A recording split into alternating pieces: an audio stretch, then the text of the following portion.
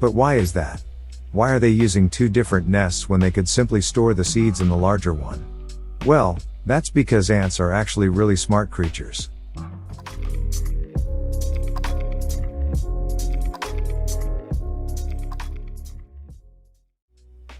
Hi guys. Hope you're doing well. Welcome back to the Bruma Ants channel. In this video I'm going to make a little update on my Messer barbarus colony, showing you the progress they made since last time. Let's get right into it. First things first. As you can clearly see from the shots, I finally moved my colony to a completely new setup. If you've been following the channel for some time, you probably already know that I received these two beautiful Huaitong nests from Aesthetic Ants, and that I was waiting for the right time to move a colony into them. Well, that moment has finally arrived. After getting the proper outworld, I finally had all the components to create the perfect ant keeping setup. So there it is. My all new Messer setup. I really like how it looks, and I think the ants appreciate it too. Huaitong is the perfect material for this species of ants, and the look of the Aesthetic Ants nests gives the setup a professional look. The outworld I've chosen for this configuration is made by the same company, and is perfectly compatible with the Huaitong nests. This makes the assembly process a lot easier, as I can use just one type of tubing for all the connections in the setup. For the tubing, I decided to opt for the smaller alternative. The Aesthetic Ants nests and outworlds offer two different options when it comes to choosing the size of the tubing you want to use to connect them. With this solution, the tubing fits perfectly inside the entrance port, leaving no gaps from which the ants could escape. As you can see, they can travel through the tubing without any problems. This size is perfect for this species, and even the largest major can walk freely while carrying very large seeds.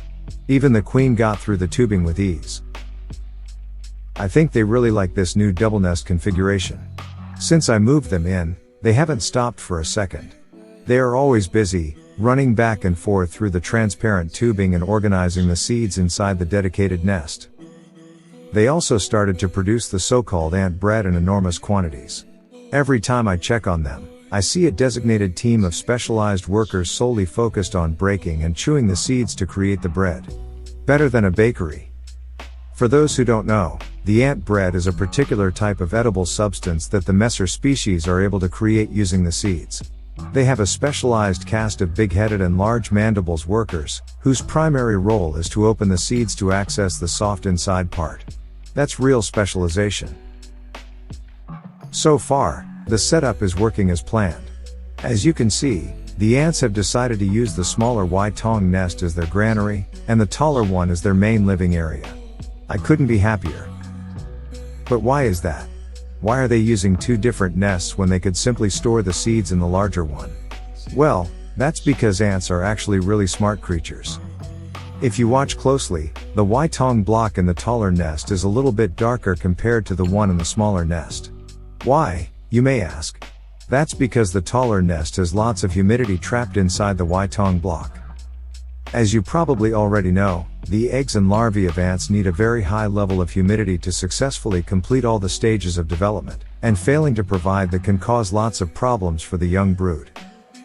For this reason, the nest needs to be humidified regularly with a water source, in order to maintain a constant moisture level inside the chambers in which the brood is located. And here comes the issue. We all know what happens to a seed if you keep it in a highly humid environment. Yeah, it germinates. That's why the Messer species needs two different nests. One that functions as the main living area for the queen and the brood, and one solely dedicated to the storage of the seeds. That's so cool, don't you think? This makes you appreciate how smart these tiny animals actually are. So that's the colony. I'm pretty confident that this summer, thanks to the higher temperatures and the faster development of the brood, they're going to outgrow the nest, forcing me to add another module to the setup. I can't wait to experience the exponential growth typical of this species. If you like these extremely cool Huaitong ant nests and are wondering how you can get your hands on them, I would definitely suggest you check out this video.